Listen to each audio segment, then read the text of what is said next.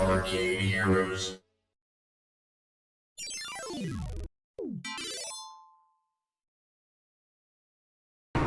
Greetings, it's Adam with ArcadeHeroes.com. Welcome to what might be the last video that I do about Amusement Expo 2023, which was a trade show focused on the arcade industry that happened in Las Vegas at the very end of March. And so all the videos that I've been posting on my channel recently have come from that event, but I generally don't like to do all of the different VR things individually. I like to do them all as one video, just because in part this is Arcade Heroes and most people aren't coming to me to see stuff about VR that's out there, and so it just seems like most of you don't really watch this channel for this stuff. But still, it's a part of the industry. Now, I still stand my ground with the opinion that the VR headset is not going to be replacing the flat display, which you can kind of see right there, although that game's off. I mean, it has its place, and it's become its own little niche within the amusement industry. In fact, at Amusement Expo 2023, they had 2 days of the VR Arcade Summit, where various speakers came along who have experience within the business and operating it in an actual family entertainment center or arcade, and were sharing what knowledge they had about that and insight. And so I did not attend that, and so I can't speak as to how good or bad it was. I didn't talk with any operators who attended it either. I just know that it happened, and at least from the official press releases, it sounds like it was a success and well attended. But that does show how the industry continues to have a little bit stronger focus on the technology and trying to find ways as to how it can work to bring people into the arcade space. But what I'm going to be focusing on for this video are those who are exhibiting out on the trade show floor with virtual reality. For the most part, they were all just focused entirely on VR, and yes, there are some that I missed, and so my apologies to any companies out there if I missed your product in this. I just only had a day and a couple of hours to film, and my primary focus is on arcade machines, and so that's where I spent most of my time, arcade and pinball. And so let's jump into that alphabetically, starting with Hero Zone VR. So Hero Zone VR was at IAAPA 2022, but every time I passed by their booth, there was nobody using the system. In fact, I think one time all the employees were on lunch break or something.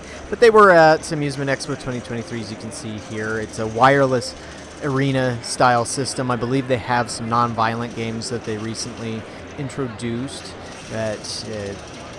All the specs on it, I'm not 100% sure how small or how large it can get. I would assume that it could be set up to be larger than this, but mainly intended for family entertainment centers, or what we call FECs.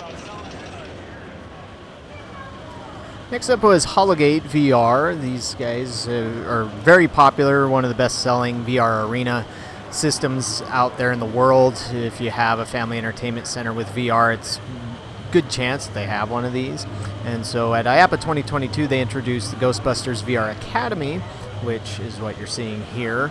And the only difference at Amusement Expo is they didn't bring the side with the Blitz simulator, which is a sit-down thing where you would immerse yourself in the world of driving Ecto 1, the car. And so it has those two styles for the VR Academy, training in the Ecto 1 or zapping ghosts, as you see here.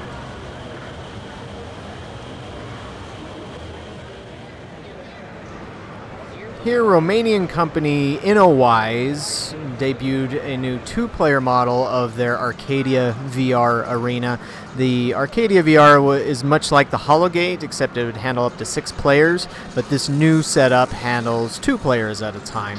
I'm not sure if they were going to have any differences in the software, or if it would just offer the Arcadia Arena software for 1 or 2 players, but it was a nice looking setup, obviously made to be a little bit more arcade-like in its presentation and its overall setup, and so perhaps you would have a better chance of finding one of those out there.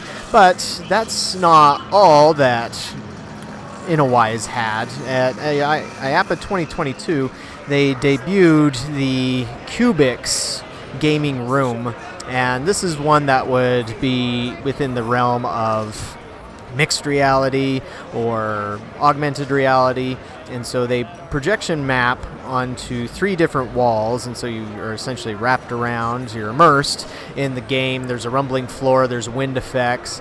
They modified some VR controllers so that you can interact with the game. But the game you're seeing here is the same one that I filmed at IAAPA, but they did change the enclosure structure around it just a little bit, so that it's a little easier to see inside, a little more open instead of enclosed.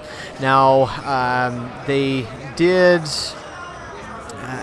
introduce some new games at Amusement Expo 2023, and so when it debuted at IAAPA 2022, it only had the one, but unfortunately, due to my limited time at Amusement Expo, I wasn't able to get a look at the other games that they had introduced. I think Retro Ralph might have had a chance to check out one of them, but he couldn't remember the name of the system he used. I think there was another one at Amusement Expo that had a similar idea called VR Cave, but I didn't get a chance to check out that one, so I don't know for sure. Next up is Brazilian company Rilix, although this footage that you're seeing here I shot of their new game VR, or SpongeBob VR bubble coaster that was at the Andamiro USA booth. Rilix did have a booth at the show, but it's one of those that I missed. It's just the only difference between what you're seeing here and what they offer on the more generic side is just their own creation of VR roller coaster rides that don't have any motion. Their rides also don't have any interaction like the SpongeBob one does, where you can see this guy kind of pointing his fingers. That's how you would shoot at things in the SpongeBob game. And so this particular game is just a special deal between Rilix and Andamiro USA.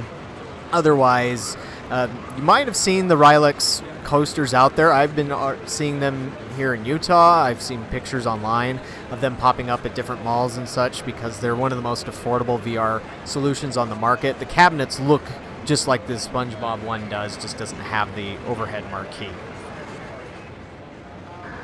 Over at the Triotech booth, they had their Storm VR roller coaster ride there, where they introduced a new ride film, but what seemed to be capturing most of the interest at their booth was the new Cube simulator, or Cube arcade game. I mean, this is really just a giant arcade machine, has a 4K 100-inch display, has 4 seats with motion and light guns, and so this one I have footage of if you're interested in. But for any of you that have a Storm VR out there or know of a location that has one, they'll probably want to grab the latest ride film for that. Here's one that is from a company called VR 360 Action, and I've seen them at many trade shows before, but this was actually the first time that I had ever used one of their pieces. They have several machines where they will feature a number of VR experiences on them, and they present it in different ways. Like they have one where you have an overhead gantry with a cable and a gun, and so you can sort of walk around in a small space shooting around. They also have one that's like a VR shotgun that is called. They have one that looks like a Tron light cycle, and of course this one. This particular machine is called the OMG Simulator, and so everything on it is focused on these motion-based rides. And the one that the CEO Malik put me on, along with his sales guy Raphael, there was the bungee jumping one, and I have to say, just be straight out, that I did not enjoy this. I've generally not been big on VR motion rides. I tend to get a headache along with vertigo from the two. The only time I think I've never had any serious problem was with the King Kong VR, and I think it's just because of how fast the frame rate was there. But yeah, I was having to suffer through that one there. And so if I try this one again, I'd have to try something a lot less intense than that one, because just the way it goes back and forth and had me a bit nauseated. But I've seen other people playing this without a problem. I know not everybody has the nausea or vertigo problems with virtual reality. It's just it is something that does tend to affect me, and so it makes me a little hesitant to try certain things. But I still give it a try when I can. Now, as a note for VR 360 action, Retro Ralph has a video where he tried out their VR shotgun platform. One thing with VR 360 action is that, and I told this to Malik, is that a lot of the things feel a little more generic. I guess what they're trying to go for is how their VR is an experience as opposed to focusing on one game. And so all of their platforms have multiple games on them. It's just, I think they could do some better artwork to help promote that. There are all these different experiences that you can come on and play. But I've not played the VR shotgun, so I can't speak to that. But again, check out Retro Ralph's video for his thoughts on how that went.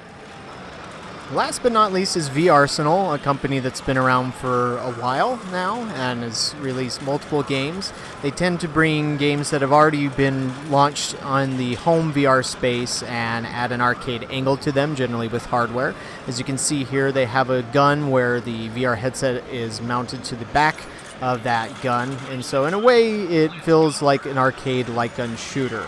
Now, both this and Synth Riders debuted at IAPA 2022, but because of how I was feeling at the time, I didn't play either of them. I was criticized for that, although I tried to keep my criticisms of what I saw just limited to that. But I promised that I would play the game this time, and so I did. And so now I can actually say how I feel fully about it after giving this a playthrough. And unfortunately, my opinion hasn't really changed from my original one, where the graphics on this one are just horrible for what a game coming out now and at this price point should be. And that is mainly down to the fact that it is a port of a game, or taking it essentially from the home space and bringing it here. It's just, I wish that they could have updated the models, the textures, the lighting system, the frame rate, everything.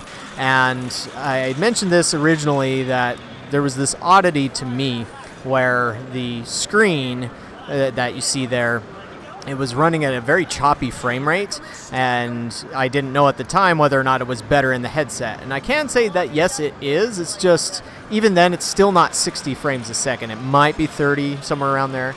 It's just, and I guess there is one thing, to be fair, there's a lot of bullet time slowdown effects that go on, and so that can maybe throw you off. But still, I was told that they intentionally throttled the frame rate on the external monitor, which, again, does not make any sense to me. I came across Retro Ralph. Actually, that's where I met him, was at the VRsenal booth, and one of the first things he brought up to me when he was asking about Zombieland was, is there something wrong with the frame rate here? What's the deal with that? So he noticed it too. And so, but again, within the game itself, it's not as hot as it could be. The graphics themselves aren't that great. Now, are graphics everything in a game? No.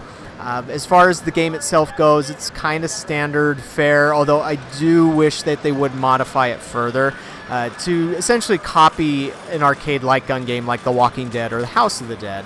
And what I mean is that inside the game, when you are finished mowing down the zombies within a certain area, you need to aim your gun at a blue spot on the ground, and then you'll move there.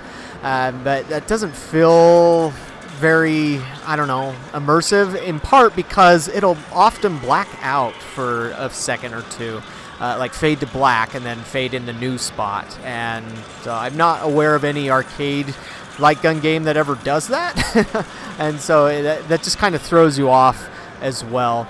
And so Bob Cooney, who works with or for VRsenal, did show me some numbers comparing how Zombieland was performing up against Sega's VR Agent, where the two games are similar. And it was only an example of one location, and I don't know how much they were charging on each one and where the placement of the games was and all that stuff. But Zombieland was making 3 times as much as VR Agent in that instance. Granted, who knows if that's the same everywhere where you might have both games in the same place. But my best guess is that people just enjoy shooting zombies more than they enjoy shooting virtual representations of people like you do in VR Agent. It's just VR Agent has the graphics nailed down just fine. Both games, though, I would criticize for this setup. As clever and innovative as it is to have the VR headset mounted to the back of the gun, I just find that I don't like it because it's constantly taking me out of the game because it's constantly losing focus. You have to keep your headset perfectly in that spot, with that sweet spot where things are in focus, and it's this constant battle because you're having to move around all the time to shoot zombies or the bad guys. And so yeah, I just wish I could say more positive things about it, but I just wasn't convinced. Sorry, Bob. But that covers all of VR that was at Amusement Expo 2023. There will certainly be plenty to see at IAAPA 2023, and I'll be there to capture that as well. Let me know what your thoughts are on the trend and the tech for this industry. Do you feel that it's going to take over and totally replace the flat display? Do you think I'm wrong on my stances behind it, or do you agree? Or maybe have some extra insight that maybe I've missed?